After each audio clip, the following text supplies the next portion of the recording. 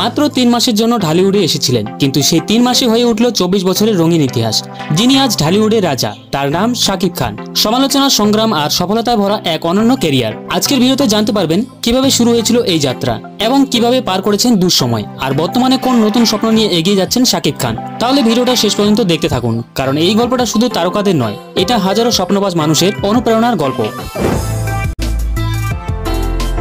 1999 সালের 28শে মে মুক্তি পায় অনন্ত ভালোবাসা, আর সেই ছবির মাধ্যমে আবির্ভাব ঘটে এক নতুন তারকার।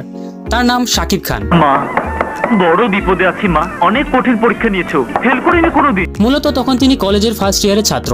অফার পেলেন একটি সিনেমার, এবং সেখানে শর্ত ছিল মাত্র 3 মাস সময় দিলে চলবে। 3 মাসে সেই চুক্তি গড়ায় 25 বছরের দীর্ঘ সফল ক্যারিয়ারই। ইন্টার ফার্স্ট ইয়ারে পড়ি, মাত্র ভর্তি হয়েছি, তো একটা সিনেমার অফার পেলাম। বললো 3 মাস সময় লাগবে, 3 মাসে সিনেমা শেষ হয়ে যাবে। আর ফিরে যাওয়া হলো না। 25 বছর পার হয়ে গেছে। মাত্র 6 বছরেই তিনি হয়ে ওঠেন ঢালিউডের শীর্ষ তারকা। একের পর এক হিট সিনেমা, অজস্র ভক্তের ভালোবাসা, সবকিছু মিলে নিজের আসনকে আরো মজবুত করেন তিনি। তার ফেসবুক পেজে লেখা হয়, বাংলা চলচ্চিত্রে তার অবস্থান আজও দৃশ্যমান বিশ্বের সকল বাংলা ভাষাভাষীর কাছে। সমালোচনার ঝড়, ব্যক্তিগত ও প্রফেশনাল চ্যালেঞ্জ, সবকিছু মিলিয়ে একসময় হাল ছেড়ে দিতে চেয়েছিলেন এই শাকিব খান। ভাবতাম যে সত্যি হয়তো বা আমাকে দিয়ে আর কিছুই হবে না। নিজের আপন মানুষকেই বলতে শুনেছি তোমার দিন শেষ শাকিব। ভেবেছি হয়তো এখানেই শেষ, আবার ভেবেছি যাওয়ার আগে একটা ট্রাই করে যাই, ছেড়ে দেবো চলচ্চিত্র। যা পেয়ে শূন্য হাতে এসেছিলাম, যা পেয়েছি তা অনেক। ঘুরে দাঁড়ানো প্রিয়তমা দিয়ে নতুন অধ্যায়। 2023 সালে মুক্তি পায় হিমেল আশরাফ পরিচালিত প্রিয়তমা, এবং সেটা হয়ে দাঁড়ায় শাকিব খানের ক্যারিয়ারের টার্নিং পয়েন্ট।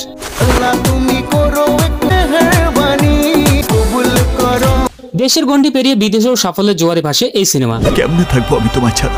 কয়েকটা দিন, তারপর তো আমি তোমার কাছে চলে আসবো সারা জীবনের জন্য। এরপর আসে রাজকুমার, তুফান। একটার পর একটা ছবি আবারও প্রমাণ করে আমার সময় শেষ হয়নি, বরং দিন তো মাত্র শুরু। এই প্রথম আমার কোনো চলচ্চিত্র দেশের গণ্ডি পেরিয়ে বিদেশের মাটিতে এত সাকসেসফুল হচ্ছে। 2025 সালে মেরিল প্রথম আলো পুরস্কার অনুষ্ঠানে জমকালোভাবে উদযাপন করা হয় শাকিবের 25 বছর পূর্ণি। দেওয়া হয় রজত জয়ন্তীর বিশেষ সম্মান স্মারক। রোজার ঈদে মুক্তি পায় বরবাদ, যা প্রথমবারের মতো দেশের প্রেক্ষাগৃহে মিডনাইট শো চালায়। আর সামনে রয়েছে রায়হান রাফি পরিচালিত তাণ্ডব। এটি বদলে দিতে পারে শাকিব খানকে আরো একবার অনেকটা উচ্চতায়। আমরা এগিয়ে যাবো ইনশাল্লাহ। যে স্বপ্ন আমি সারা জীবন দেখে এসেছি, আমাদের সিনেমা একদিন হলিউড বলিউডের পাশে দাঁড়াবে, আজ সেই পথে হেঁটেছি বলে সফল হয়েছি। আমাদের সিনেমা নিয়ে, আমাদের কালচার নিয়ে তাদের আগ্রহের জায়গাটা অনেক বেড়ে গেছে। এভাবেই আমাদের বাংলা সিনেমা এগিয়ে যাক।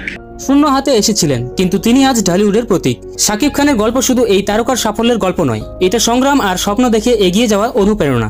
লাইফে যদি এগিয়ে যেতে চাও, তাহলে সামনের কাউকে ফলো করতে হবে এমন কোনো কথা। ফলো করার মানেই হলো পিছিয়ে থাকা।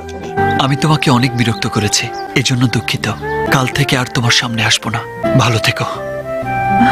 আপনি যদি শাকিব খানের ভক্ত হন অথবা তার যাত্রা আপনাকে অনুপ্রাণিত করে, ভিডিওতে একটা লাইক দিয়ে শেয়ার করুন, আর কমেন্টে লিখে জানিয়ে দিন আপনার প্রিয় সিনেমার নাম।